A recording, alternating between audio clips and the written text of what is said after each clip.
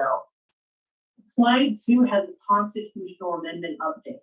So last November, voters approved two constitutional amendments. The first essentially just widened the property tax exemption for disabled veterans.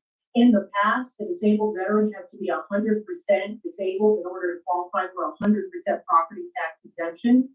Constitutional Amendment 1 changes it so that now disabled veterans can qualify for property tax exemption at the rate that they are disabled by. So now a veteran who is 90% disabled can now qualify for 90% property tax exemption. You know, a veteran who is only 30% disabled can qualify for 30% property tax exemption, so on and so forth. Now, Constitutional Amendment 2 is a little bit more straightforward. All that did was increase the property tax exemption for all veterans, regardless of their disability, from $4,000 up to $10,000. So slide 3 does an analysis of how these new constitutional amendments might impact the district's assessed valuation. So at the table at the top, it is our current assessed valuation for tax year 2024. You know, first we start with the district's full value. That is a total of $93.3 million. But once we go through all these different exemptions, like head of household, you know, $266,000 for veterans, $268,000 for disabled veterans, and $11.9 million of other exemptions, you know, the district's total net taxable value comes at $80,852,000. You know, the second table at the bottom, it really shows the potential impact, you know, once these exemptions take place. So looking at the veteran exemption, we're anticipating that to jump from $266,000 up to $666,000, and then your disabled veteran exemption is jump from $268,000 up to $631,000. So in total, we think that this will impact your assessed valuation by about $760,000 or by about 1%.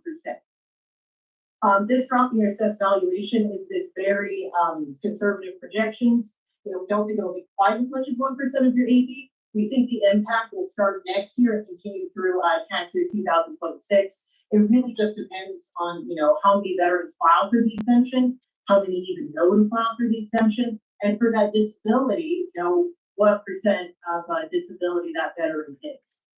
There's a lot of variables we're not able to track in our analysis, which is why we use very conservative figures for this potential impact.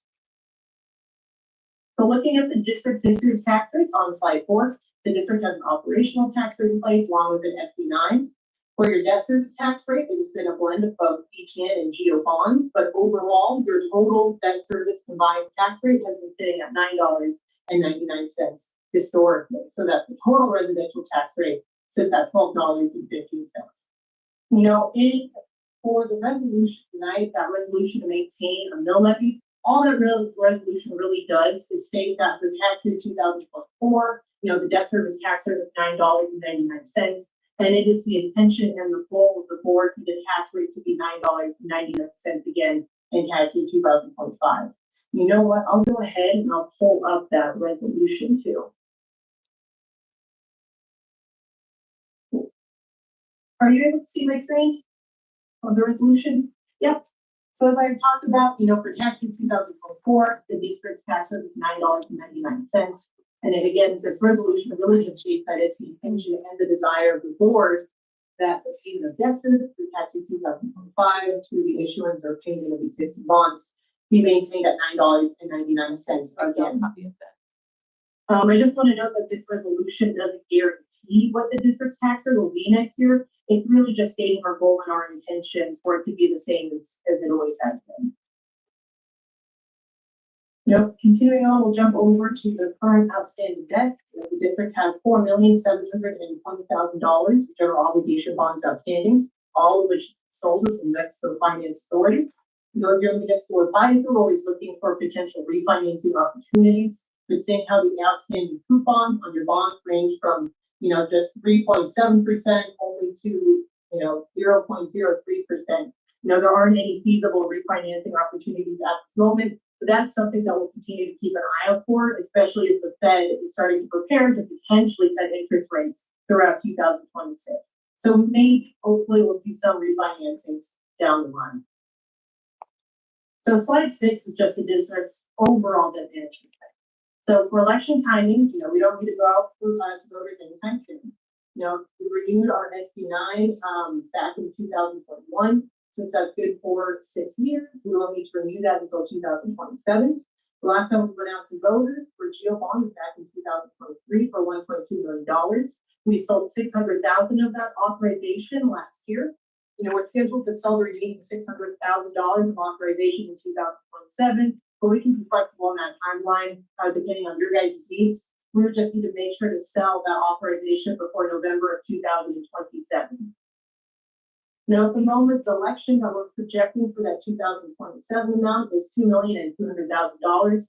That is based on your assessed valuation now. If your assessed valuation grows, you know, that 2027 election amount will increase. But if we do see your assessed valuation shrink, you know, that 2027 election amount will also decline. For tax rate setting, as I mentioned, the district historically has had a blend of both GO and ETN tax rates, so that your overall debt service tax rate continues to be around $10. You know, this past year, we set your ETN debt service tax rate at $1.50, and the rest of the tax rate of $8.85 was set towards the GO bonds. You know, that $1.15 ETN tax rate is really designed to be able to issue a $425,000 ETN every 5 years. So in 2026, we'll sell a $425,000 ETN. And then again in 2031, we'll be able to sell another $425,000 ETN, you know, so on and so forth. Overall, though, our plan, our goal is to continue to make your tax rate, you know, at that $10 range. You know, lastly on this page, you have the district's legal bonding capacity. You know, based off of your 2024 AV, the district can issue up to $4.8 million at any given time. Since we have 4.7 already outstanding, at this moment, we only have 130,000 of remaining legal capacity to issue. But as a reminder, you know, we're about to pay off about $800,000 of principal this upcoming August. So we'll have the capacity for that $600,000 issuance in 2027. And then the last slide I have here is just an overall election timing. So again, next time we go out to voters for GO in 2007, we're projecting an amount of $2.2 million. As I mentioned too, SB9 was last renewed in 2021. Since that authorization is good for 6 years, you know, we don't need to renew that until 2027. You know, I do have a market update in the back, but I'll stop there since, you know, we're not selling bonds at the moment.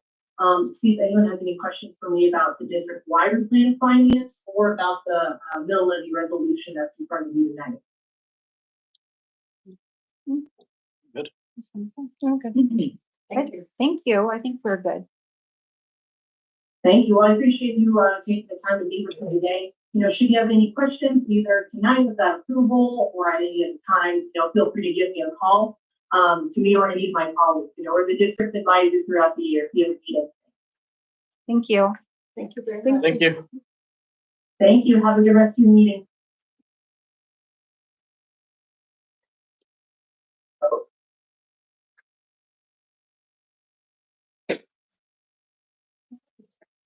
Just does a good job. Mhm.